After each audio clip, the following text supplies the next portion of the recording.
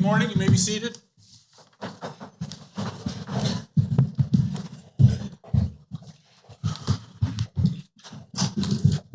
Good morning, Council. Good morning, everyone. The only matter on our calendar this morning is Page versus the State of Minnesota. Council, we will be giving each of you 3 minutes at the start of your argument to make your case, to state your claims.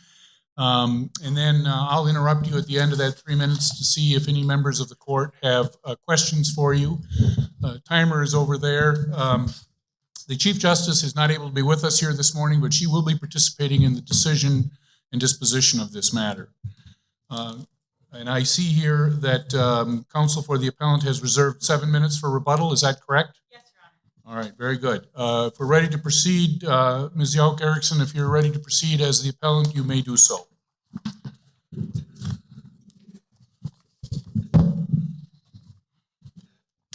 Good morning, and may it please the court. My name is Jenna Yauk Erickson. I am an assistant state public defender, and I represent the appellant in this matter, Mr. William Page.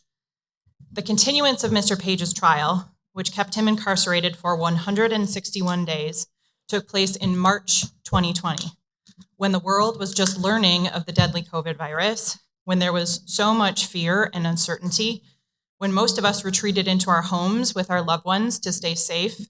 Mr. Page was in jail. Despite a novel worldwide pandemic, and despite orders essentially shuttering the court system, the district court refused to reduce Mr. Page's bail or release him on conditions, finding there was no, quote, change in circumstances. He could not afford his $60,000 bail, and so he sat in a locked, closed facility in close contact with other humans. Some facilities were on lockdown 23 hours a day. They prohibited visits with loved ones and even visits with lawyers. Jails were the last places to get PPE and vaccines, which were, of course, months and months and months away. Incarcerated people had no ability to social distance and couldn't just go out and buy a mask to protect themselves. Thus, the very dangers that prompted this court to prohibit trials are the same dangers Page and other incarcerated people faced every day in jail, periods that were lengthened due to this court's orders. This court should issue 2 holdings. First, when a defendant's trial is delayed solely because of this court's COVID-19 orders prohibiting trials, the delay is attributable to and held moderately against the government. Second, because all 4 Barker factors weigh in his favor, Mr. Page's speedy trial right was violated. Respondent concedes that the delays caused by this court's orders are attributable to the government. Those delays fit best within the category held moderately against the government, which include delays for systemic issues like docket backlogs and court congestion. These systemic delays are held against the government, though they are not the fault of any individual prosecutor, because it is ultimately the responsibility of the system to ensure speedy trials. This court's holdings in Windish and Macintosh show that the delay here is not neutral, because this court's statewide orders were not specific or particularized to any given case. Macintosh aptly demonstrates that a blanket, widely applicable policy is not good cause for a speedy trial delay. All 4 Barker factors weigh in Mr. Page's favor, and therefore his speedy trial right was violated. His trial did not occur within 60 days, so the presumption of prejudice is triggered. At a time when governments worldwide were shutting down all public life, Mr. Page was forced to live in one of the most dangerous places during the pandemic, making his incarceration oppressive and causing him anxiety. He made consistent, repeated, and strenuous demands for a speedy trial. Counsel, your 3 minutes have expired. I would begin the questioning by asking, would it matter to you or matter to the disposition of this case if the court were to conclude that the state was only nominally rather than moderately involved here? Does that change the result? So under the first question for this court, you first must decide who to attribute the delay to and then weigh it, as Your Honor is suggesting.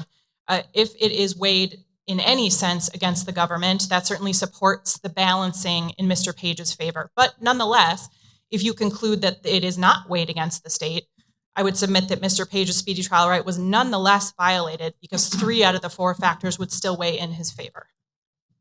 Counsel, you used very eloquent words in your brief and today about the unprecedented and novel pandemic that was one of the most uncertain, frightening, and deadly periods in American history, where people across the globe struggled to understand the virus and hunkered down in their homes for safety. And you cite those considerations in arguing prejudice under Factor 4, but wouldn't those same descriptions of this external public health crisis also result in good cause under Factor 2? It seems to me you can't use them for one factor and not another. Thank you, Your Honor.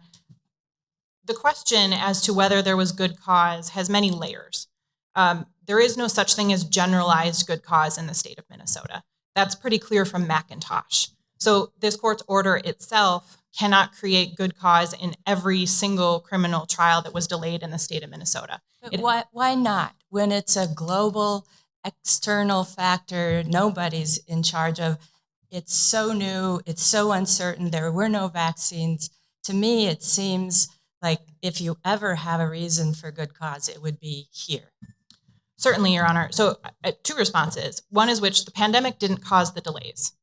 There's a step in between there. It's this court's orders that district courts relied on over and over and over again that caused the continuances, that caused the delays. Well, let me ask you about this. In this case, there was an order later on after your client made a renewed motion to dismiss. And a judge then gave more specific details about how the CDC had issued physical distancing recommendations and how the court simply couldn't do that, how it didn't have personal protective equipment. Those seem to be individual, even if we accept your argument that it has to be something unique to this case, those seem to me to be the required findings that you're seeking. Why am I wrong about that? So there's several issues with the orders in this case, Your Honor. I think primarily every single trial was going to be continued pursuant to this court's orders. There was no room for discretion. There was no room for individualized consideration. District court certainly couldn't violate this court's orders. So it was irrelevant whether district court said the magic words, good cause on the record or not. But counsel, what if there was a fire? I mean, that has been found. If the building burned down, that's no different. All of the trials that would have been scheduled would have been continued. So I'm not seeing the difference. So I would disagree that the discretion of a courthouse is not case specific. It is, because an individual courthouse only has a certain number of cases held within it. We're talking about a statewide order that applied to every single criminal trial in this. So what would you have done? I mean, what option did you have? We should have held individual trials where we couldn't get jurors and do all that kind of stuff. I mean, what's your alternative? You're kind of working in a theoretical universe. Sure. So first, I want to make clear that Mr. Page is not challenging this court's order. Mr. Page didn't somehow. I get that. So what would you have done? So if I was on an advisory committee advising the judiciary about what to do in the face of the next pandemic, I would say several things. You need to exempt speedy trials from any court closure to put the burden on the government to figure out how to have those trials. Second, you need to release people. So how would you have done that? How do you think the court should have done that? Knowing remember, March, we don't know what's going on. Mm-hmm. We don't know how spread it is. You know, we don't know how quickly it spreads. We don't know how it spreads. We've never confronted this before. And so you would still put the burden on the government in every individual case to and in fact, they did that. I mean, that's what the order did. You know, it required each individual district to come up with a plan to how to deal with COVID. Eventually. But at first, every single trial was just continued for months. This court's original order. 2 months? Well, Mr. Page was in custody for 105 days while he waited for his trial. Well, but he wouldn't have gotten to trial until the end of March anyway. March 31st, yes, Right. was his trial date. So this court's original order, actually the March 13th order, exempted speedy trials. The state of Arkansas, in the order from its Supreme Court, exempted speedy trials immediately in the very first order. So it was theoretically possible. Different states responded very differently to this crisis. So every conviction that was taken in the first 4 months, 5 months after the COVID virus needs to be overturned on speedy trial grounds if that was raised? I truly don't believe that would happen. So even if this court were to hold under reason 2 out of 4 factors that the delay is attributable to and held moderately against the government. There's still 4 other factors that have to be considered in every single case. Osorio is an example from this court where reason number 2 was held against the government, and nonetheless, there was no speedy trial violation. Let me ask you about that, because you seem to be making the assumption that if all 4 factors go against the government, it is mandated that it's a speedy trial violation. I don't think that's what the law is. And do you have any case that would say that that's the case? No, I don't think that's what the law is. I don't think that. So I there are didn't mean cases to where argue even if that. all 4 factors are kind of moderately or minorly weigh against the government, we could still find there's no constitutional violation. I believe you can. I don't believe you should. It's supposed to be a balancing test. When you're balancing 2 different But parties. it's not a balancing test for like 2 versus 2, 3 versus 1. It's a balancing of kind of to answer a larger question. These are just factors we look at to answer a larger question, right? They are. I think once you get so many cases where every single factor out of 4 weighs in a defendant's favor and nonetheless a speedy trial violation isn't found, ultimately, in the end, you don't have any right to a speedy trial anymore. Well, that's not true, but okay. Counsel, looking at prejudice, this individual had 128 or 129 point bail score, which I can say that in the 9 years on the district court, I don't know that I saw one that high. That plus the fact that he had these other charges and was out when he committed the new alleged crime. How do we balance that? How do we look at that? You don't. I don't believe that's a factor in the Barker analysis at all. But what about prejudice? What was the prejudice to him? Certainly. So he suffered all forms of prejudice under Barker in the federal case law. His incarceration was oppressive because he was in jail during a pandemic. He did everything he could to get himself released. He repeatedly requested release on non-monetary conditions or a bail reduction. He was not able to secure his release. Persons in jail at that time were subject to significant anxiety and concern. Their trials were being continued for an indefinite amount of time. Of course, there were the dangers and risks of COVID that we know were heightened for incarcerated people. But the district court would have had to weigh his bail score and his history and his if he's shown up in the past when looking at whether to reduce bail or to let him out. So how does that not weigh into it? Well, the district court didn't even try. The district court said the pandemic was not a change in circumstances and refused to consider a bail reduction or release on non-monetary conditions. Mr. Page told the court he wanted to be on ISR. He accepted a high form of supervision. He had been accepted into treatment. He had a Rule 25 done. Wasn't he on intensive supervised release when he committed the new offense? Well, he was, Your Honor, yes. But again, this is, we're kind of speculating about what might have happened if the district court had entertained the motions. It didn't. And ultimately, he was prejudiced because he was in custody. He had evidentiary prejudice. We have the presumed prejudice. So then anyone who is incarcerated then on that prong, it's an automatic prejudice. You would automatically find that. I mean, to be clear, under the federal case law, once a person gets past 60 days from their demand in the state of Minnesota, yes, you presume prejudice. That's the law. Counsel, I want you to follow up a little bit more on the evidentiary prejudice that you're talking about, because as I understand the record, at some point, because that's the most important piece of the prejudice prong under Barker, at some point, your client did have access to both the tape of the 911 call, the body cam evidence, and I presume the DNA evidence. And the state suggests that your client had access to that. Sounds like what you're telling us, though, is, well, that ended up being around the day of trial. Help me with the record on that, number one. But also, what was the prejudice there specifically? Absolutely, Your Honor. So the record is clear that Mr. Page and his advisory council had never seen these exhibits before the day of trial. What the prosecutor says on the record is that they were disclosed to the public defender. The public defender was counsel of record for one hearing, and then she was discharged. Mr. Belfry took over. There are a set of 4 letters in the record. I believe they were filed on March 17th by the prosecutor. They purported to be letters sent to Mr. Page, and then they were filed with the court. 3 out of the 4 of those letters explained the redactions to the exhibits. Mr. Page, I have redacted so-and-so.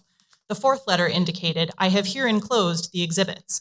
Now, the interesting thing about those letters, there's no suggestion of service. We don't know that those letters were actually sent to Mr. Page. There is certainly no CC to his advisory council.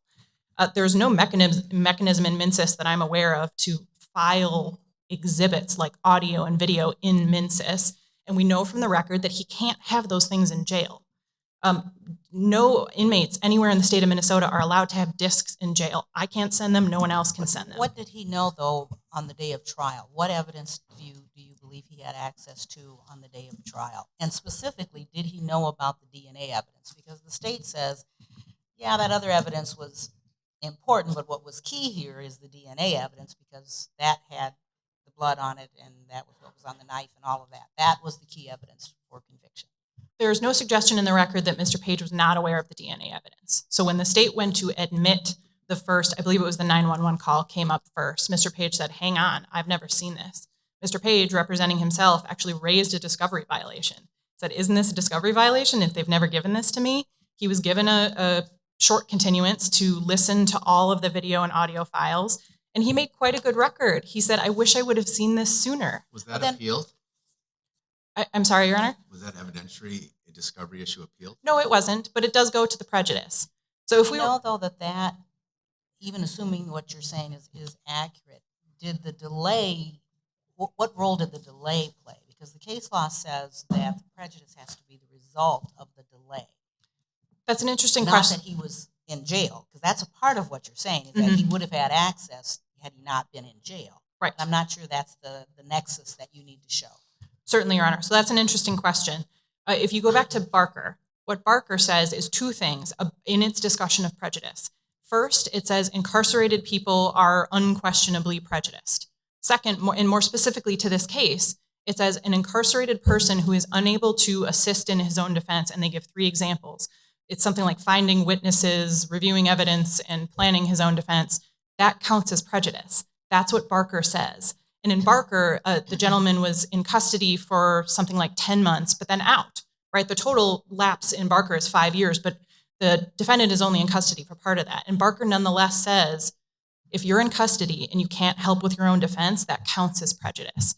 This idea that it has to be due to the delay, I would say, is not drawn directly from the language in Barker. And I understand the sentiment, but that's not what it says. Well, but there, I mean, it is the delay because you're in custody for 10 months, and so witnesses are going to start to disappear and stuff, right? I mean, that's the analysis in Barker. The delay, it's the delay, even though it's custody. It's still the 10 months of delay because 10 months is a long time to lose track of witnesses and to find people, right? That's what Barker's thinking about. I disagree, Your Honor. I don't think that's what Barker says. Barker says quite clearly, if you are incarcerated and you can't help with your defense. But incarcerated because you can't help for that delay period. It's not just, if it's just because you're incarcerated, then everybody would have. I mean, it's speedy trial. I mean, it's not incarceration. It seems like you're conflating in your initial argument and right here this issue of he was not let out on bail. That seems like an entirely different issue. Again, one I don't think was appealed on the record here. Versus the delay. I mean, that's what the being in jail, not being able to help has to do with the delay here. And I'm not hearing, like Justice Hudson's pointed, the connection between being in jail and the delay. So a couple of things. First, because of where we're at in Mr. Page's case, you are required to presume prejudice. So we have presumed prejudice here. Yep. And then my reading of Barker is that a person, certainly it all is related to the delay, right? That's the purpose of speedy trial, is to get you a trial quicker, and the delay is kind of the core problem. But then we're talking about what counts as prejudice. We know oppressive incarceration counts. We know anxiety and concern count. We know. But I guess my point is, if he had been in jail and had the trial on March 31st, the arguments you're making about prejudice because he was in jail and couldn't get the disc and the state didn't send it to him, he would have suffered the exact same prejudice on March 31st. That's the thing that's not attributable to the delay. The argument you're making about prejudice is maybe because he's in jail, but that would have been true March 31st as much as it was in June. I understand, Your Honor. I would simply assert that's not what Barker says. Barker doesn't say every kind of possible prejudice has to be attributable to the delay. Prejudice is a yes or no question. Was a person prejudiced or not? They can certainly be prejudiced if they're not incarcerated. Incarceration is not required to be prejudiced under that prong. But then your argument is, like Justice someone said, then I guess Justice McKay, being in jail is always counts as prejudice. And then I suppose we have to weigh how serious the prejudice is. And maybe that's how you get to the delay question. Maybe it is always prejudice if you're in jail. But in terms of weighing it and how serious it is, you have to look at how the impact of the delay. I mean, it is a speedy trial right after all. That's about delay. Yes. So Barker indicates we look to these three types of prejudice. They're all present here. Mr. Page doesn't have to prove them because Barker says you can't. We put just like we put the burden of proof on the government for a reason, because it's really, really hard to prove you're innocent. The court decided we put the burden of proof here on the government. Once you're past whatever the period of time is in your jurisdiction, 60 days, we put that burden on the government. We say, this is dogged, unless the government rebutted the prejudice or the defendant acquiesces, you presume it. And Windish, your case in Windish is really helpful here. So Windish says this too. The defendant doesn't have to prove prejudice. He just has to suggest it. The record has to suggest it. The record here suggests prejudice. Let me ask you kind of a related question. You also make the point in your brief, that Mr. Page was pro se, which of course was a choice that he had the right to make. But, once you make that choice, you're kind of stuck with what comes from that. But again, I'm not seeing how that is relevant to the delay, because much as Justice Thiessen is pointing out, and he and I both are pointing out on the other issue, whatever it meant for him to be pro se would have been true irrespective of the order. And so the fact that he wasn't as adept at presenting his case, that would have been true if he had been tried on March 31st.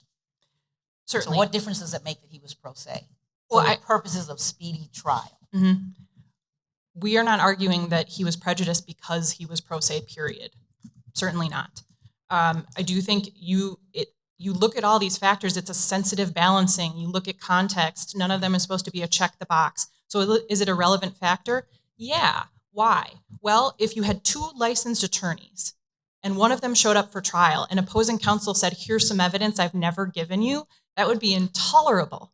It's far worse when it's someone who doesn't know the rules. And I would say he was actually quite adept. He litigated his case quite well. He raised a speedy trial violation multiple times. He asked for non-monetary release multiple times. When this evidence came up that he had never seen, he said, I think this is a discovery violation. I wish I would have had this sooner. I wish I would have known the details. So to get back to Your Honor's original question, the prejudice is he couldn't plan his defense. If you've never seen some of the state's evidence, you can't plan your cross-examination. But again, isn't that a function of the fact that he couldn't get out on bail? It is, Your Honor, but that doesn't mean it doesn't count as prejudice. And wouldn't it also been true on March 31st? And again, I'll just go back to Barker and say that doesn't exclude this form of prejudice. So there is the delay that relates to incarceration, that relates to, if you're in jail for a longer time, that puts pressure on you. I mean, that's true. And that probably somewhat exists here because, he was in jail on other charges too. That is a whole question we haven't gotten into. And maybe you want to address that.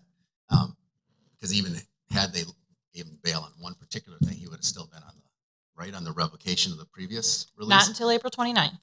Not until April, okay. But, okay, yes. Mainly the extent of the time that the speedy trial violation occurred. But then there's also the question of the evidentiary problem here. And separating that from, because he was in jail, it's weird here because he was in jail, it's kind of, they couldn't get the information to him. On the other hand, that doesn't have to do necessarily with the fact that he was incarcerated. It's just that that wasn't related to the delay. So he suffered this problem because he's sitting in jail. That's true. There's some prejudice there. But the evidentiary violation, he didn't appeal that. I don't know why. It seems like a pretty serious thing. And that would have been the way to get at that issue. But secondly, it didn't have anything to do with the delay because it would have been true March 31st. So separating out the prejudice that comes with the being in jail, the fact that he couldn't get the evidence in jail was true on March 31st just as it was in June. And so that can't be attributable to the delay. That's what I don't understand. That's what Barker says. Barker, Counsel, can I think she could I move on a little bit. It's Barker. I would love to. I think let's Barker. move on, shall we? I wanted to ask you about our rules of criminal procedure. There's no obligation to release Mr. Page until 120 days have passed. Mm-hmm. So how can we find oppressive pretrial incarceration here when he didn't even get to that that mark? Sure, Your Honor. I don't think those two things are related in a way that you have to be past 120 before this court could find oppressive incarceration. Certainly, you've never said that. I think oppression looks at other factors, right? Because we're looking at all context. And certainly, incarceration during a pandemic, it changed incarceration entirely. The level of fear and risk that these people were facing, which, let's be honest, are mostly poor people who can't bail out, is significant and is qualitatively and quantitatively different than when people are incarcerated that aren't during a pandemic. So it's oppressive because of its quality and its nature, not simply because of its length. Sure, in part because of its length. But again, he did everything he could to try and get himself released, which also shows the prejudice. He really wanted to get released. This isn't a person who was just content to plod along until he happened to be tried. He tried everything. Eventually he waived his right to a jury trial to be tried as quickly as possible. So that's significant. You're absolutely correct that he wasn't past the 120 days.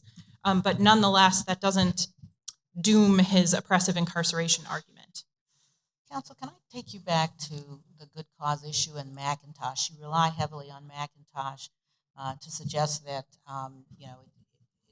it can't, systemic kinds of issues cannot constitute good cause. But it seems to me Macintosh might be a little different in that they were trying, it was an internal policy, this blitz policy, but it was their internal policy to deal with their internal problem.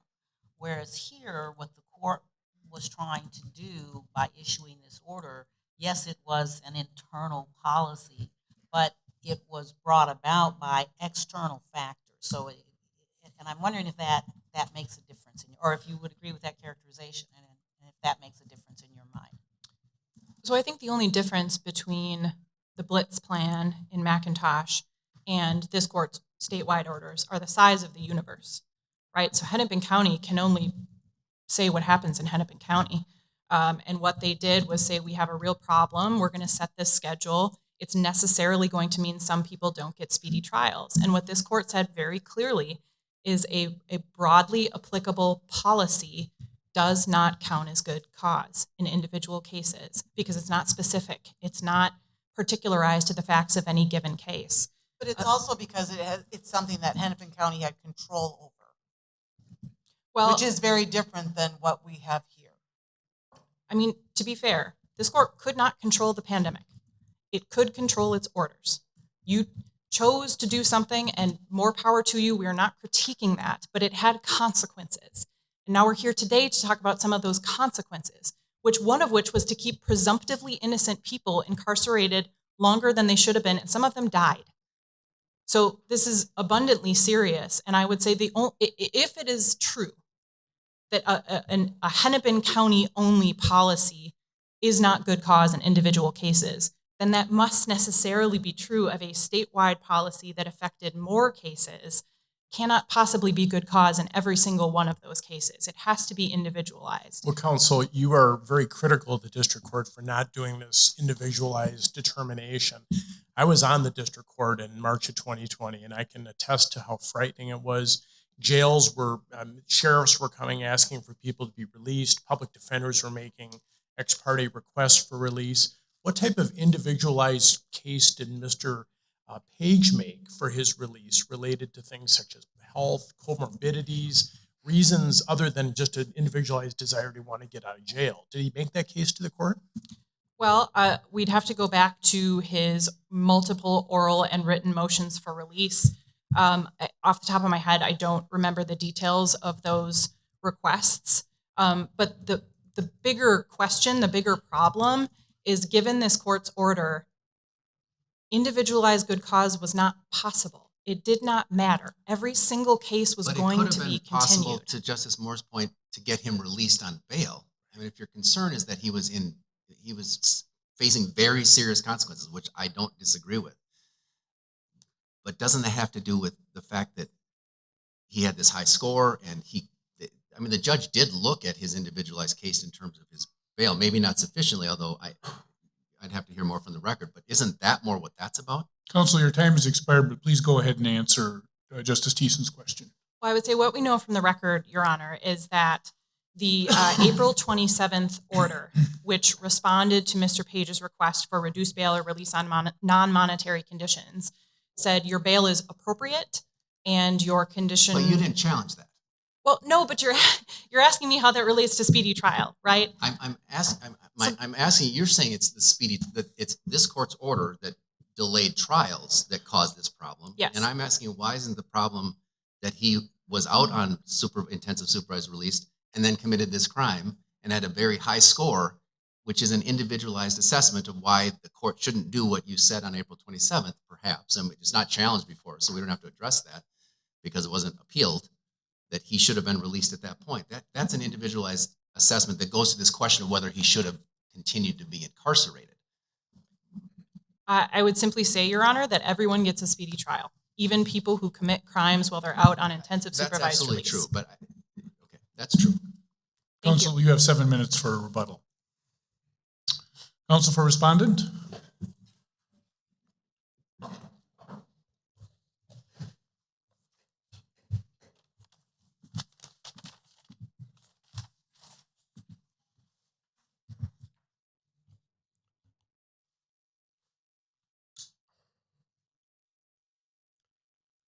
May it please the court. Good morning. My name is Peter Magnuson. I'm an assistant attorney general, and I represent the respondent, state of Minnesota. As we've touched on here, all criminal defendants have a constitutional right to a prompt trial. That right is not absolute, however, and as the U.S. Supreme Court tells us in Barker, the speedy trial right secures rights to a defendant, but it does not preclude the rights of public justice. As a result, any inquiry into a speedy trial claim necessitates a functional analysis of the right in the particular context of the case. The particular context of the case. The context in this case in the spring of 2020 was extreme by any measure. At that time, when the appellant's case was set for trial, the COVID-19 pandemic was just beginning. We were months and months away from any kind of a vaccine, which left our familiar 5 lines of defense. We had face masks, we had hand sanitizer, we had disinfectant wipes for wiping down surfaces, we had social distancing, and we had quarantines. And as we all recall, quickly N95 masks were unavailable and store shelves were empty of hand sanitizers and disinfectant wipes. In the face of that pandemic, the judicial branch had an obligation to take steps to ensure the continued operations of the court system. And the judicial branch did just that through a series of continuing orders that, for a time, prohibited in-person criminal jury trials. It did so while it balanced the interests of litigants, courthouse personnel, and the public at large. Under Barker v. Wingo, the Court of Appeals applied those factors when it rejected appellant's claim that his right to a speedy trial was denied, given the unique circumstances of this case, which included the pre-vaccine COVID-19 pandemic, appellant's singular focus on keeping a plea agreement in another case alive, and finally, the lack of any prejudice to appellant. This court should also reject appellant's speedy trial claim and affirm. On that first issue, the delay in holding appellant's jury trial does not weigh against the state because it was caused by the pandemic. So under the factor, the first question is, who is it attributable to? It's attributable to the state. It's not attributable to the defense. Second, what weight do we give it? Barker identifies 3 levels. On the one hand, there's a heavy weight that we assign to deliberate delays. Then there's good cause, where no weight is assigned. And then there's a middle ground, which Barker referred to as negligence. And it used Counsel, your time has expired. Let me ask you the reverse of the question I asked opposing counsel, and that is, assume that we disagree with you that the weight to be assigned here is minimal. Does that change the result? And if so, why not? It does not change the result, because when you balance all of the factors, the absolute lack of any demonstrable prejudice or the start of any implied prejudice. Absent that, I don't think there's any way we could find the extreme remedy of a speedy trial violation. And Barker makes clear, they talk about that this is an unsatisfactory remedy. It's a completely different constitutional right from some of the other constitutional rights. The remedy isn't to preclude evidence. The remedy is an unsatisfactory one, which requires dismissal of the case. So the implication from that is that it takes quite a bit to have a speedy trial violation. And in fact, the United States Supreme Court did not find there was a speedy trial violation. So I don't think that if you assign it a negligence, I don't think it changes the result, but I do think it undersells what was going on in the spring of 2020. Counsel, along those lines, if we take into account the global pandemic in assessing this factor too about delay, then why wouldn't we also take it into account when we assess the prejudice factor? Yes, that's a great question. I think it initially appears to be a conundrum, but when you dig deeper into it, it isn't. The concerns about the COVID-19 pandemic are we're going to have courthouse personnel exposed to anyone and everyone. You can't control who comes into a courthouse. You certainly can't control who comes into a courthouse when you're hosting jury trials. You're going to have dozens of prospective jurors come in. You're going to have witnesses come in. You're going to have police officers and other experts come in and testify. In a jail, however, you can control who comes in. And I think it's pretty clear that back at that time, jails were absolutely doing that. Jails were, as we've discussed previously, jails were letting people out to minimize the number of people that were held in. They could control who was being allowed in to visit. They could take measures to control the people who worked there. So I don't think it's necessarily. Well, but we know that there was serious problems with the pandemic in jails and in prisons, but particularly in jails. Right? You're not denying that COVID had a much heavier impact in jails than it did to the population at large. In general, but I don't think we can say that about the St. Louis County Jail. First off, there's absolutely nothing in the record, I guess. There's nothing in the record that supports that. And if there was that evidence that could have been brought, then maybe an ineffective assistance of counsel claim should have been brought because there was There was no counsel here, but yes. Yeah, you're right. That's I shouldn't think on my feet and talk sometimes because. But you could have but someone could have brought a claim that that the decision not to release him on bail was incorrect. I mean, that's really what. Anyway, I should. Yes, it could have been raised. Counsel, kind of related to that, can we go back to the discussion that Justice Thiessen and I were having with the appellant's counsel? I mean, this is on the prejudice prong, and she's pressing us to say, Barker says what it says, and Barker doesn't say anything about the prejudice needing to be directly related to the delay, to have some sort of nexus. And you know, when you look at Barker, I mean, one of the last things the court says is, you know, we've discussed previously the societal disadvantages of lengthy pretrial incarceration, and obviously it's more acute for those who cannot obtain their release.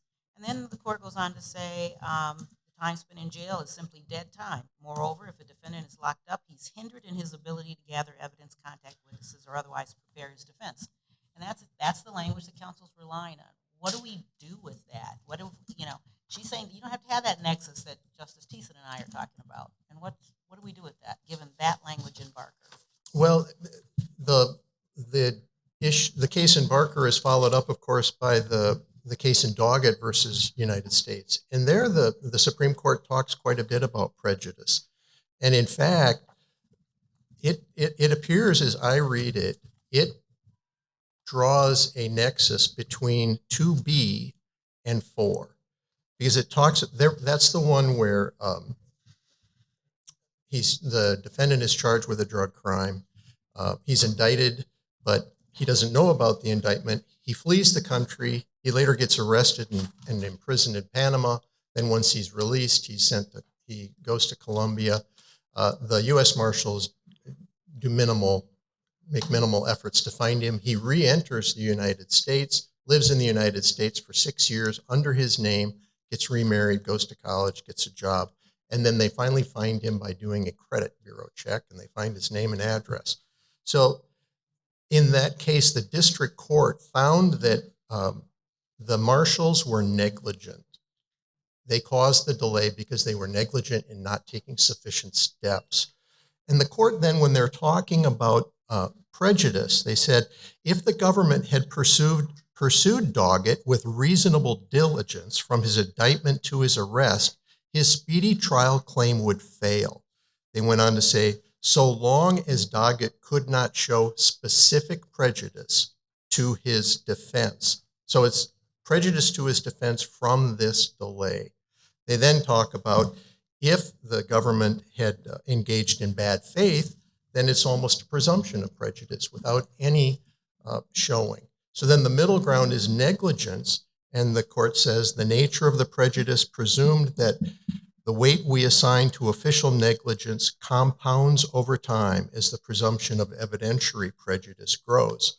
So evidentiary prejudice is particular to that person's case. So I think Doggett answers that question. The prejudice, particularly the evidentiary prejudice, has to be tied to the delay. It can't just be amorphous or general. So we should turn a blind eye then to the fact that here's a pro se defendant who receives the evidence, the key evidence in the trial, the DNA, the body cam videos, all of that. Sounds like the day of trial.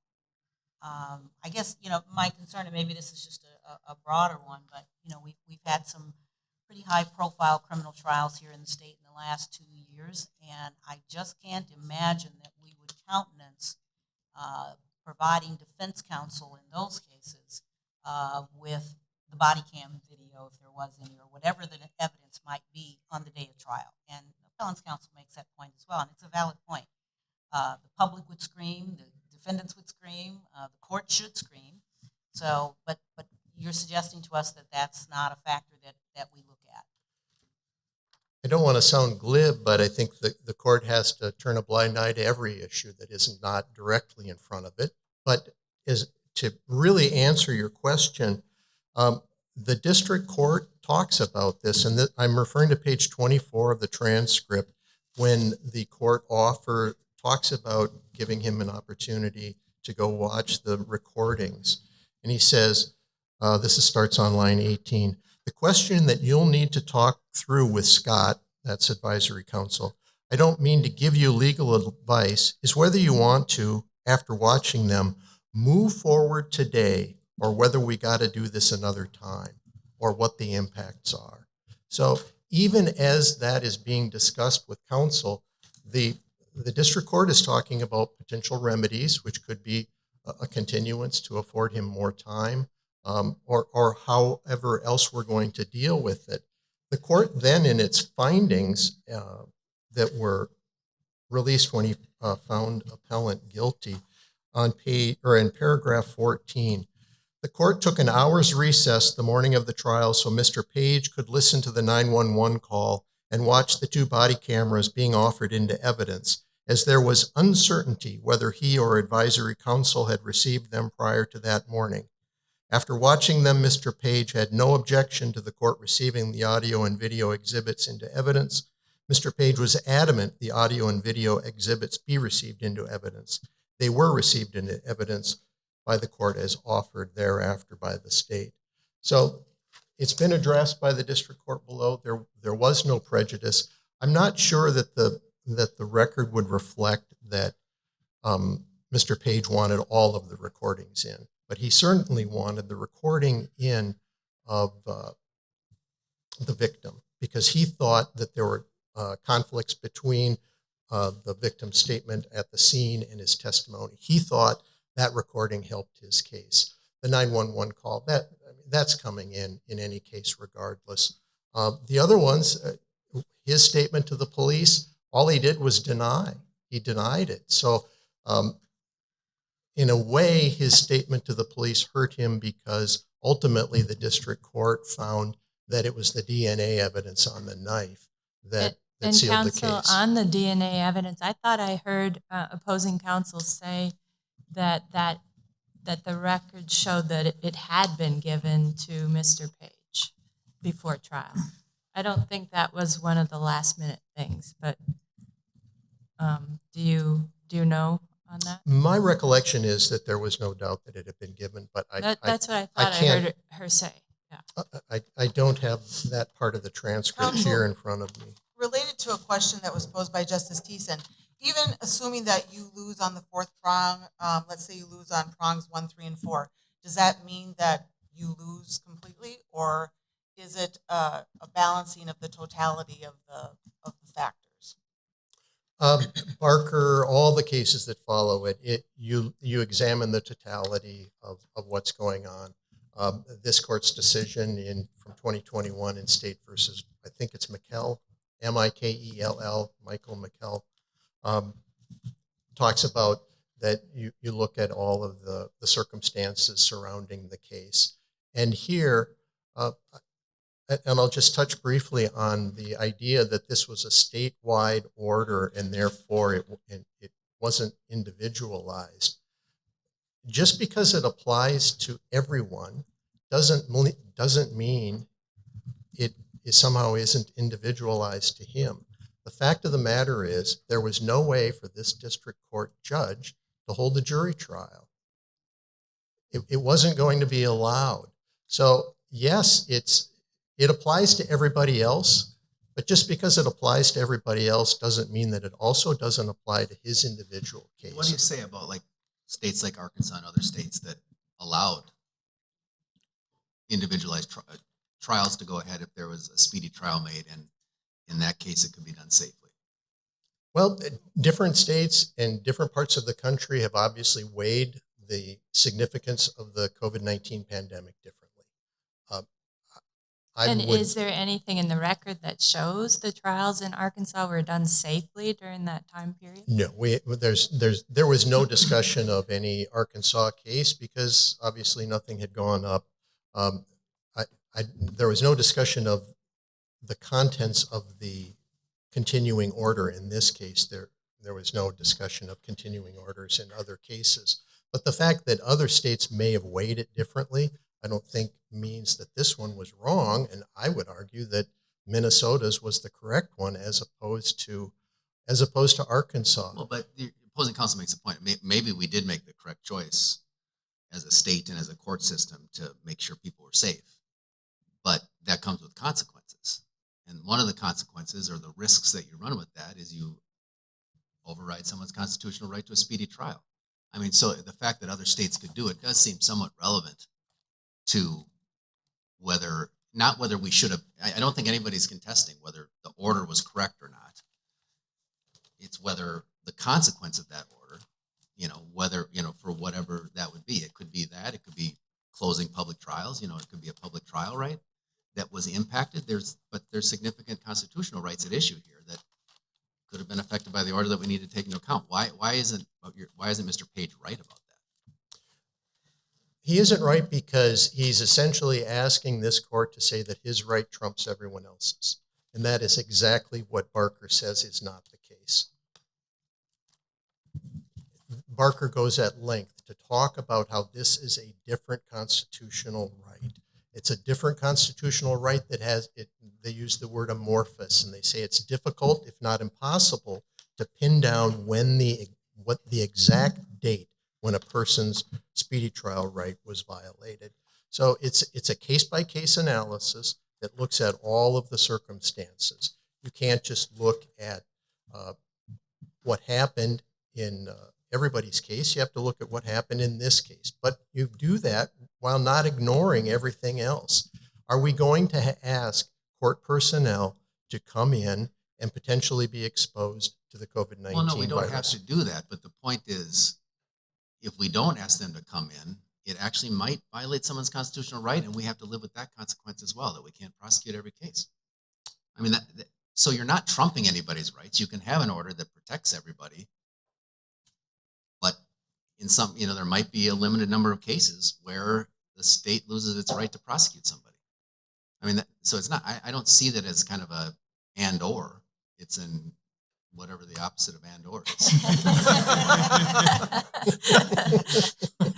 I think Don't and or ponder kind that. of covers everything, doesn't it? But at the end of the day, we're not concerned with whether the order was correct. We're concerned with answering whether or not Mr. Page's speedy trial right was violated. Well, I think we're concerned with how much weight should be attributed to the fact that whether the delay is attributable to the state. And I know that there's like heavy or weighty and moderate and neutral, but that's a spectrum. And you pick out these three words, but it's really a spectrum. And it does weigh somewhat. I mean, it's the state's responsible for it, right? I mean, we can at least all agree with that. Well, whether it weighs very lightly or not, whether it weighs very lightly in the whole factoring may be a different question. But I mean, it was the state's decision, and it did have an adverse impact on Mr. Page. Clearly, it was attributable to the state. The judicial branch is a part of the state. So it's really a Yes. question of good cause, I guess. The question is, was it for good cause? Because if it was for good cause, even though it's attributable to the state, it carries no weight.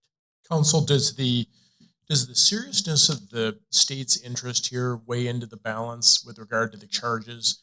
I mean, Mr. Page was not charged with homicide. He was charged with, I guess, one presumptive commit felony, the second-degree assault, but terroristic threats a little lower level.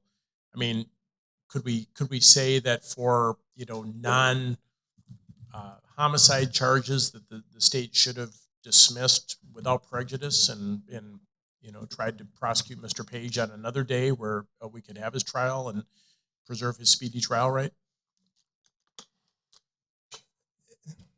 That comes in, you can come at that from a couple of different ways. I think it's Doggett, but maybe it's Barker, but I think it's Doggett because he was just, it must be Doggett because in Barker it was a serious homicide.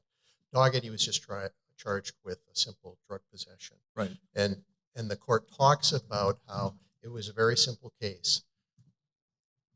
And they compared it to more serious cases, but also more complex cases. So it wasn't in the Supreme Court's view in Doggett, it wasn't just the seriousness of it, it's the complexity of it. Here, this is a more serious offense certainly a more serious offense than the drug possession case in Doggett.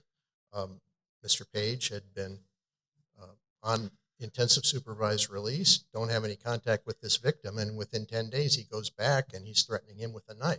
So it's a very serious case from that victim's perspective and probably a public safety perspective overall. So yes, I think you can say that there is a continuum of severity levels or complexity levels, and that more serious cases, more complex cases carry different weight. I can see complex because it could go to the evidentiary prejudice. It seems like a dangerous path to go on to say that a particular crime, the constitutional right of someone, varies depending on the seriousness of the crime. Well, Barker said the United States Supreme Court says that in Barker when they're talking about the case, they're talking about the public's interest in having a prompt trial. And they specifically pointed out that the public probably wasn't too happy because Mr. Barker was released after 10 months. The thought that somebody who is a suspect in the brutal murder of two people is out free.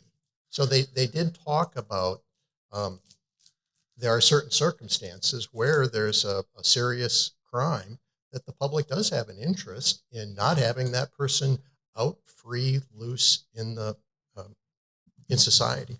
So there's a couple of different ways to look at it, but yes, I would agree that this is not a particularly complex case. It was tried in a day. Would it have been longer if they had to pick a jury? Certainly, it would have been longer for voir dire, but the length of time it took to put in the state's case, I don't think it would have been a particularly complex. As I understand the facts, Mr. Page was in custody because his pretrial release on the charges that he had pled guilty to had been revoked as a result of this charge. Is that correct?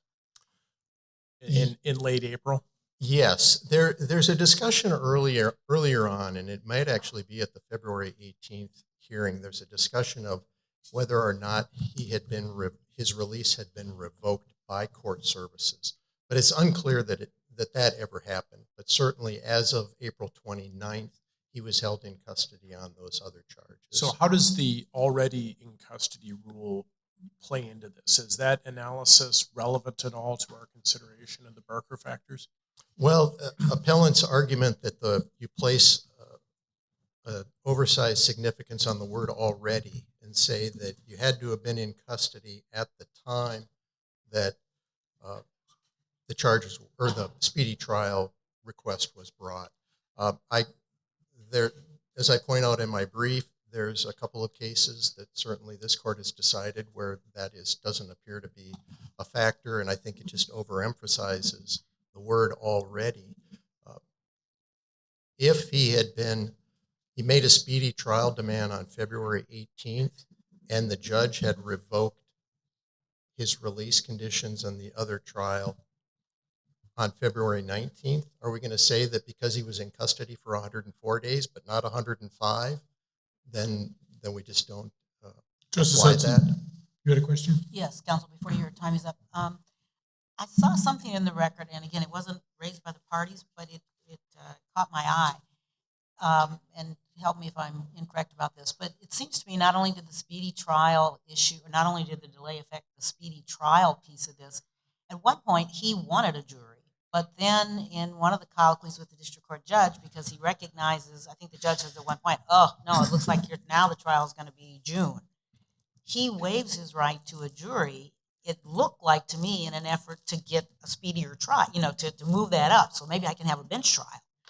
And so that's concerning if it's true, or if, that the court's order might not only have had an effect on whether or not he got a speedy trial, but the nature of the trial, because he had an absolute right to a jury trial, but he looks like he changed his mind in order to try to get the matter heard sooner.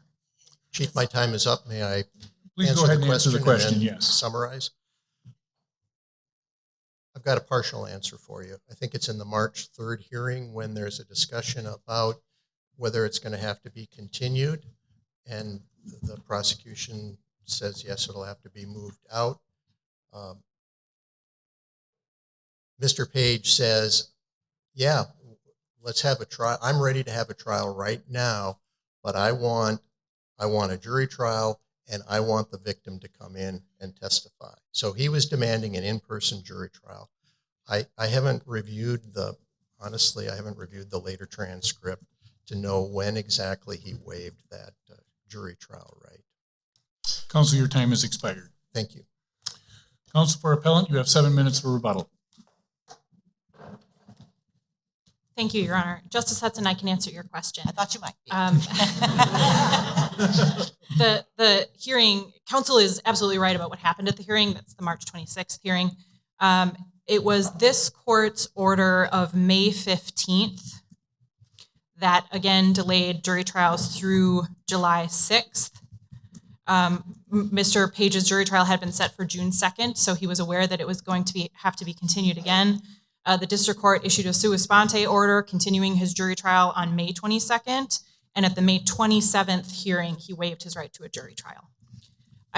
Because I didn't have a chance to speak to this court about the already in custody concept, I'd like to respond to Justice Moore's question. That doctrine is already on real shaky ground. In Taylor, arguably, you violated Hui. And certainly this court can give Minnesotans more rights, but it certainly can't diminish federal constitutional rights. What the U.S. Supreme Court said in Hui is people in prison absolutely suffer oppressive incarceration and anxiety and concern when they have a pending trial. And courts have to. They're required to consider those factors. And if a person in prison who's already been found guilty, serving a sentence post-conviction, has no hope of release following a second trial, can suffer those things, certainly a person in jail with one or more pending trials can suffer those things. So but had he been, in the example that your opposing counsel had on February 18th, both things happened. The revocation of the prior, if he was in jail on the revocation of the prior, plus in jail for this particular case. So that would fall into that second category. So they're already in custody. If you're in jail for some other reason, then that would apply. But because he was not in jail for any other reason, at least through April 19th, is it? 29th. 29th? Yes. Then during that period, we absolutely have to consider the oppressive effect of incarceration. I would agree with the last thing Your Honor said. There's several problems with the application of the doctrine here. At a minimum, you should sort of limit it to the facts of Windish, right? So in Windish, 2 cases are charged roughly 2 months apart. And everyone agrees, the district court parties in Windish, to try the most serious case first. And so in Windish, because he's already in prison serving the longest possible sentence he could have, when you first enunciated the rule, the explicit concern is in Windish is, well, he can't get any longer sentence. So he probably isn't suffering those things because he can't get any longer sentence. That's also not true here, right? So Mr. Page's sentence. You're not challenging it in that context. You're challenging it in a context where there's no other incarceration. I'm challenging it as it would apply here. Yeah. And there's no reason to apply it here. It is not factually similar to Windish or to Mickle. Those folks were in custody the entire time on both cases. They also both had pending trials. Remember, Mr. Page doesn't have another pending trial here. Is Hui, though, I recall that being really kind of an outrageous case where the guy was in federal prison and the state said, he was in federal prison for like 6 years and the state said, we don't even have to deal with him, give him a trial for that entire time. That's true, Your Honor. However, the Supreme Court has followed up in several cases. One of them is called Moore, and the other one I'm not remembering off the top of my head, but has sort of expounded on that doctrine since Hui. So they've never limited it to those sort of extreme facts. Okay. And the holding is nonetheless the holding. To go back to Are those speedy trial cases or unlawful detainer kind of cases? Or not unlawful detainer, but detainer cases? I certainly know that they, at a minimum, invoke a speedy trial issue. They may be both. Okay. But Hui was dealing with a speedy trial, right? They're specifically talking about the forms of prejudice that you suffer if you don't get a speedy trial. To go back to the question of whether or not this is good cause, there's 3 boxes this court can put this delay into. It's not bad faith. So the question is really, is it more like court congestion, backlogs, systemic issues that affect the populace and the judiciary as a whole, or is it more like a missing witness?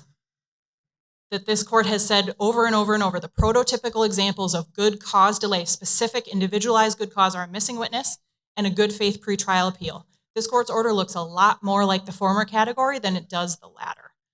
I want to refer you to Counsel, can I ask you, kind of related to that question? Your opponent, Mr. Magnuson brings up the fact that he didn't call it this, but sort of the common good. He started out his remarks there, and I'm wondering what role that plays, if any, in this analysis, because we had a situation here where, again, as others have alluded to, the pandemic was new. People didn't know what to do and how it was all going to work, and we didn't have a vaccine at that point. And we were looking at a situation where district court judges were saying, I don't want to come into the bench. And defense counsel were saying, I don't want to go in. Prosecutors were saying the same thing. You've got court personnel who were afraid to come in. It was hard to find jurors. All of that was going on. And so isn't there a point at which, in our responsibility for the judicial branch as a whole, and for the people of Minnesota, frankly, who utilize our court system, we often talk about it as the people's court, our court system, and it is, to say we've got to do something. It is irresponsible not to do something in the context of what's good for the state as a whole, the common good, and not one individual, although, again, there are consequences to some individuals, but we're trying not to save people's lives. We don't want people to die because they come to court. Mm-hmm. Is that a factor? Should that be a factor, looking at what our responsibility to the common good? Sure. Again, we don't contest that this court made the right call when it made those orders. But they did have consequences. And I would say it's not just one person. At the time I filed my petition for review with this court, the Board of Public Defense was able to tell me 8,000 criminal trials in Minnesota were delayed. And all of the same factors that this court had in mind, the public health, public good, keeping people safe, people in jail had all those things to deal with too. So this court protected the public health of everyone who wasn't incarcerated. And you had to make that call. That's a policy call. But again, that doesn't mean it was individualized good cause in every single case. There were 1,358 positive COVID cases in people in jail in Minnesota, more if you count staff. And I agree with you. People didn't want to come into court. People didn't want to go to work. People didn't want to go to the grocery store. But judges and prosecutors and prospective jurors and public defenders don't have constitutional rights. The people sitting in jail did. And now we have to figure out what happens. What happens when we've enacted these policies, right or wrong, they kept people safe, but there's this other category of folks who were sitting in jail, who were at risk, at higher risk, a much higher risk of harm. And I would ask this court to hold that the delay was not only attributable to, but is weighed against the government to some degree. And whether or not you agree with us on that prong, Mr. Page's speedy trial right was violated because either 3 or 4 of those factors weigh in his favor. Thank you, counsel. Your time has expired. Thank you. I want to express my appreciation to both counsel. This matter is deemed submitted and will be decided in the ordinary course of our proceeding. As to the events for the remainder of our morning together, I first want to express my appreciation to counsel for the state and the defendant who agreed to participate.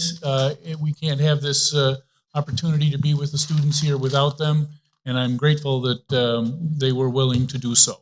My thanks to both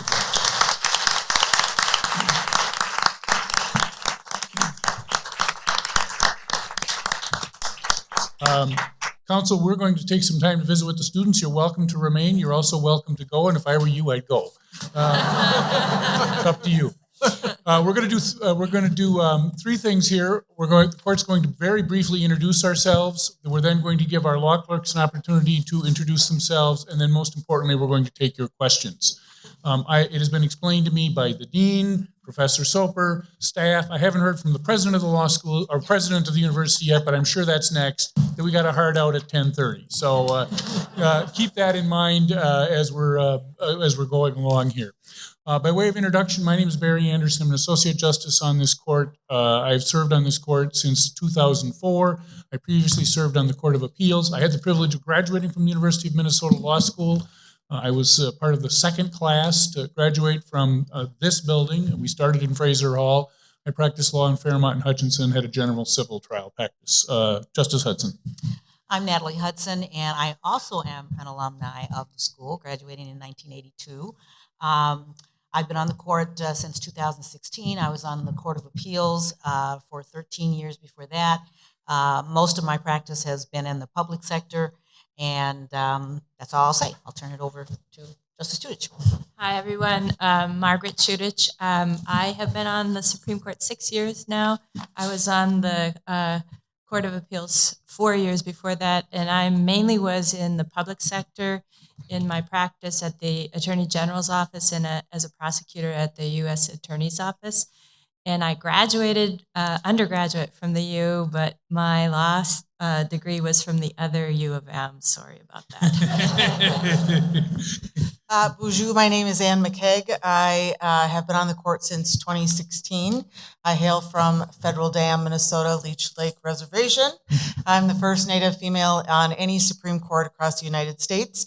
And before that, I was on the district court for almost 9 years and then in the Hennepin County Attorney's Office. So happy to be here. Paul Thiessen, I've been on the court since 2018. And I, as a lawyer, worked in practice mainly for civil Taft is the firm now. It was a different name back when I worked there, doing business litigation. And then at Lindquist and Benham, which is now called Ballard Spahr, doing healthcare regulatory work. And worked as a public defender, appellate public defender for a while, and then was in the legislature for 16 years, including 2 years as Speaker of the House. And I guess that's all I'll say. Yes. Good morning, everybody. I'm Gordon Moore. I know I've heard references in the media to COVID babies. I might be the COVID justice who arrived in the cover of darkness, so to speak. in the middle of the pandemic in August of 2020, as I alluded to during my questioning of counsel. I was a district court judge for 8.5 years. Prior to that, I was in way outstate Minnesota, Nobles County, the outer reaches of the 5th Judicial District, which David Lillehog used to call Greater Minnesota. And I spent 25 years in Worthington. Before being a judge, I was a county attorney. I was a private practice lawyer at a small firm in Worthington, and actually started up here with the Attorney General's office. So it's great to be here. Let's introduce our law clerks very briefly to you. We'll do this by in order of chamber seniority. Again, just name, law school, and who you clerk for. Let's start with the chambers of the Chief Justice. Will, you're sitting on the aisle. We'll start with you. Just stand up and tell the people who you are. I'm Will Wright. I graduated from the U. I'm Will Wright. I graduated from the U last year. And as Justice Anderson said, I have the privilege of working for the Chief Justice. My name is Melanie Griffith. I graduated from the U last year as well, and I clerk for Chief Justice Gilday. Just go ahead. Go ahead. Just go ahead. Yeah. All right. I'm out of order seniority-wise, but my name is Amanda Tasarik. I graduated last year from the U, and I have the privilege of clerking for Justice McKeag. Hi, I'm Camila Pacheco Flores. I am a law clerk for Justice Anderson and Justice Moore, and I graduated from the U last year as well. I'm Nathan Webster. I graduated from the U last year, and I'm clerking for Justice Judich. Good morning. I'm Claire Beyer. I graduated from Mitchell Hamlin last year, and I am Justice Moore's law clerk. Anybody else? Looks like we're ready to go with some questions. We'll take questions. We'll be answering them in order of seniority. So you just ask your question generally of the court, and we'll take it. There may be some questions we can't answer or shouldn't answer, and if so, we'll tell you. So let's begin. Who's got a question? Good morning. Thank you for doing this. This was a really cool opportunity. I was just curious if you guys were ever thought that you would end up on the bench, and if you did, was that like a dream or like an ambition? So the question is, did we ever anticipate being on the bench? And the answer in my case is no. I graduated. When I graduated from law school in 1979, I wanted to be a civil trial lawyer. I did that. I sort of stumbled into the Court of Appeals. I won't tell you the story, but it was not something that I planned on doing. And I would just say, for those of you who might have some interest someday in serving as a member of the judiciary, the best way to sort of visualize or to make that dream come true is to just be good at your job, to be professional, and to do what you need to do to represent your clients, and then hopefully the chips will fall in that direction. Sometimes they do, sometimes they don't. Next question.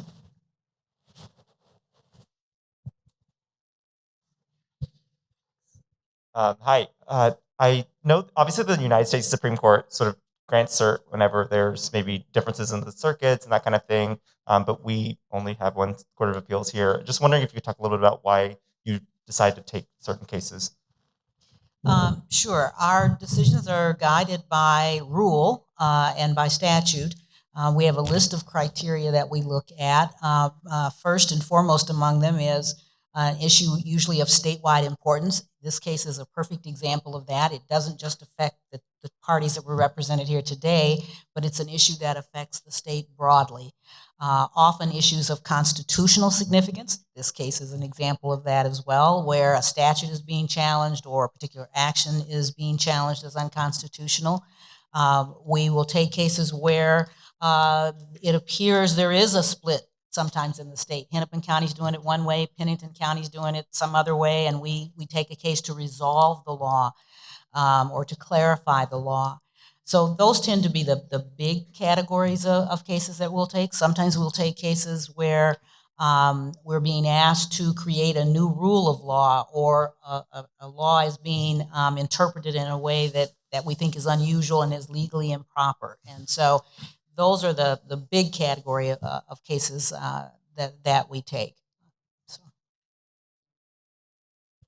Hi, I wanted to say thank you for doing this. I have sort of a broader question. So, like in every case you're seeing, you have someone who's been harmed, right? And that's why the case is in your court. So I guess my question is, how do you deal with it when um, there's like a grave harm that exists in the case, but maybe the law isn't in favor of the person who has been harmed? Like, how does that weigh into your decision? Does it weigh on you personally? I guess for me, that does happen. And what I tend to do, I think, to make myself feel better personally is I work really hard on that case and make sure that that is the result that has to happen, because it does, there's sometimes it doesn't happen all that often, luckily, but you want to feel good about the result that your opinion is stating. And sometimes the law is just very clear, and it's maybe not the law that Margaret Shutich personally thinks should be in place, but that's not my job. I've got to do what the legislature says if it's clear, even if I think it's dumb. Don't tell the legislature I said that. Please. So there's a little dissonance sometimes, but that's our job. We've taken an oath, and we have to do the best that we can.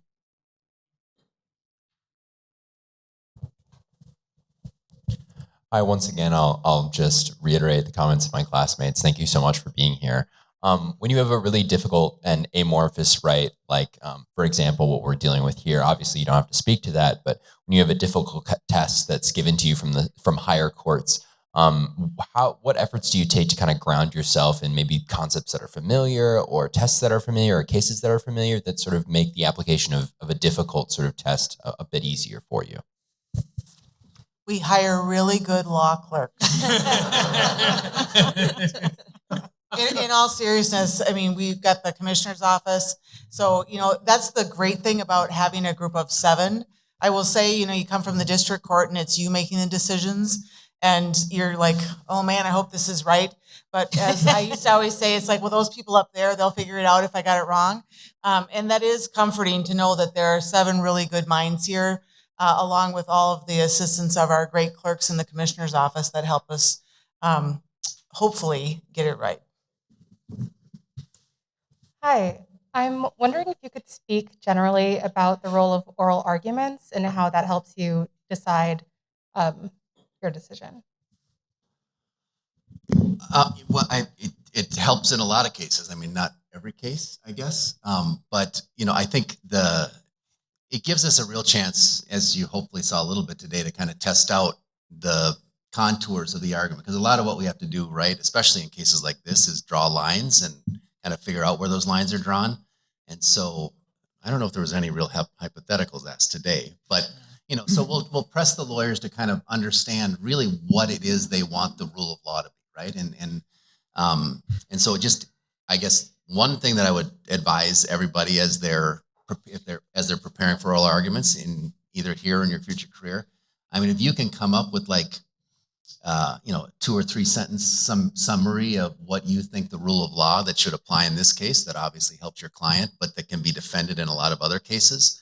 That's, I think, really, really helpful to think about and help ground you in what your oral argument should be built around. Because that, at the end of the day, is what we're ultimately, I think, looking for. Next question. If we run out of questions, we ask you questions. There we go. Yeah, I want to avoid being asked questions by the Minnesota Supreme Court. My question is regarding deliberation. What kinds of processes do you go through? Do you have a system that you go through as you kind of work through these cases? What does that look like practically when you sit down to make decisions on cases? Justice Moore?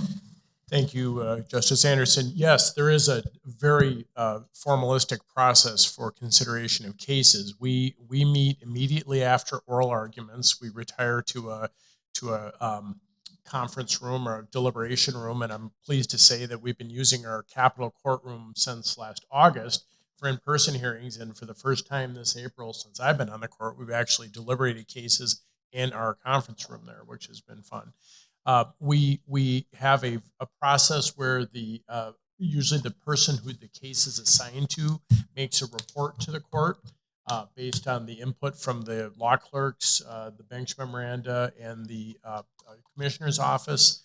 And then we go in descending order of seniority from the person who's making the report for people to express their opinions on the cases, ask questions.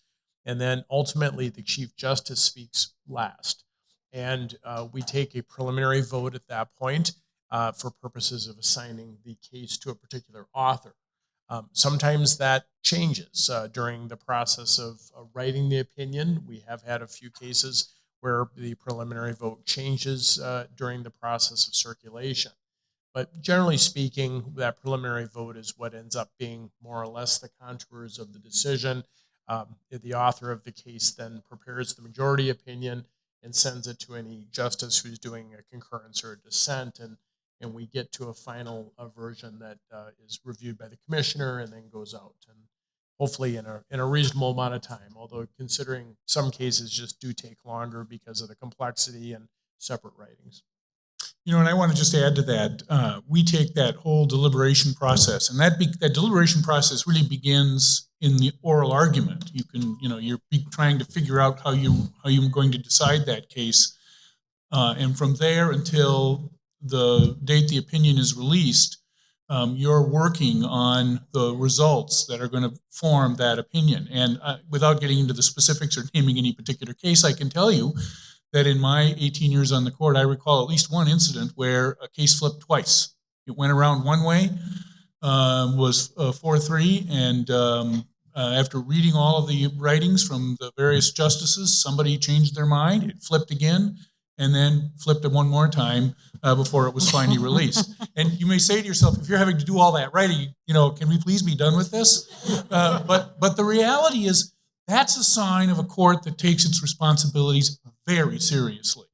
And that's been my experience over the course of these 18 years on this court and on the Court of Appeals as well. So next question.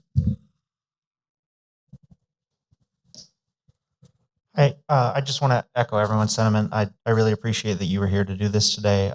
It's nice to get like some real world exposure to what lawyering is like. I just wanted to know how, I guess whichever justice is next to answer the question, how you deal with a case that's really on the margins for you, that you really don't know how you want to come out. The law doesn't appear to be very clear.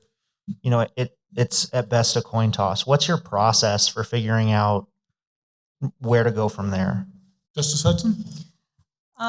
You dig in. You really have to dig into the law, and you spend more time with the relevant cases. You might spend some time with, other academic work, law review articles, other treatises. You spend time talking through the issue with your law clerk, possibly talking with the commissioner's office as well. And I think those are the cases, speaking to this other question, where oral argument can also be tremendously helpful. It's in those really close cases that you want an opportunity to have that conversation with experienced counsel who know that area, who know that particular area well, and who know that case well, so that you can kind of tease out, and take that deeper dive about the law and the practical implications of it. And as Justice Thiessen was saying, what are those boundaries? Because we are a court of last resort, again, it's not just a resolution for these parties. How is this going to play out in all these other cases? So, because whatever opinion we write is likely going to be the law for the state of Minnesota for 40, 50, 100 years. And so you take oral argument in those cases, in particularly, as an opportunity to really tease out the parties' arguments. What are the strengths? What are the weaknesses? What about this? What are the limits to this holding? If we do that, is it Katie bar the door? And if we do that, then what? And so you really spend the time, before I get on the bench, I've spent the time with the parties' briefs. I spent the time with the case law, hashing it around with my clerk, and then you come into oral argument and you try to get the best you can from experienced counsel to help you, see what the boundaries are and where the pitfalls are. The other thing I would say, and then I'll go back to No, that's great. to whoever asked me that first question about how we decide what cases to take. The other thing you should know is, we've got an intermediate court, the Court of Appeals. There are 19 judges. Appeals to that court are automatic. They're required to take those cases. And so the appellate court, the intermediate court, they hear something like 2,000 cases a year. I mean, they're issuing opinions all year round. We issue maybe 90, 100 opinions a year, but that's because appeal to us is not as of right. It is as the questioner asked. It's by, not cert, but it's much like the U.S. Supreme Court. We've got criteria, and so we're looking at a very small fraction of the total cases that are appealed. And again, it's that criteria that we look at to determine which cases we take. Justice Thiessen, you want to say Yeah, something? just on that last one. One thing I think it's always important to note is, sometimes we make it feel like the law is always going to give us the answer, and I think this is what your question is raising. But the law is not like math in that way, right? And so at the end of the day, you got to dig in and do all that work. But experience that you bring to the bench and your colleagues' experience, your gut, your sense of fairness, your judgment this is a person, human job, and not just like a computer job in a sense.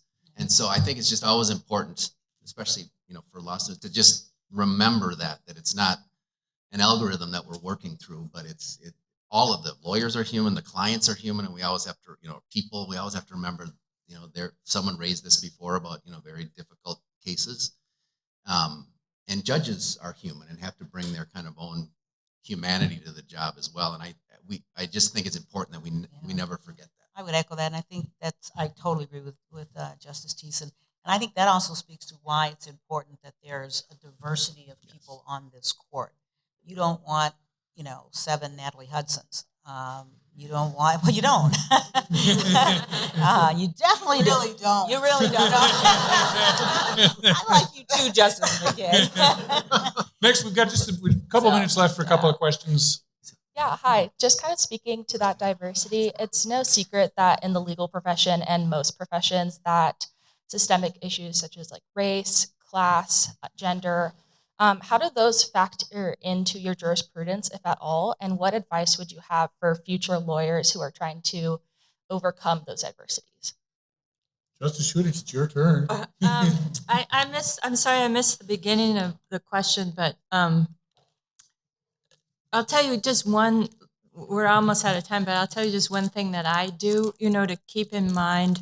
We all bring certain attitudes to the bench, and we all have biases. So when I'm deciding a case, like let's say where gender is an issue, what I purposely do is once, as I'm arriving at the decision, I'll flip the gender, use a different gender, and say, am I comfortable with that result too? Just to check that I'm not favoring one gender over the other. I do that in race cases too. In our criminal cases, I never look at pictures of the defendant. I don't want to know when race is not brought up. I don't want to even know what the race of the defendant is, just in case, that I have some internal biases that I'm not, cognizant about. So I take certain steps like that just to try and be as fair as possible to everybody who comes before our court. Can I there's a flip side, I think, to the question too. I'm sorry that you could see I like to. Do you see our problem? But He's not the only one, by the way. There's also an underlying question there about what we do as a court in thinking about cases, not eliminating our own bias, but there's bias in the court system in general, on a lot of levels. And I think that is something that's important for us to keep in mind as we develop our jurisprudence, and we haven't as much as we should historically. And so I think that as you asked that question, is what a new lawyer, don't know who asked the question, so I'm generally looking in that direction. But that is something to bring. But one thing that's really important, it's on this issue and everything else.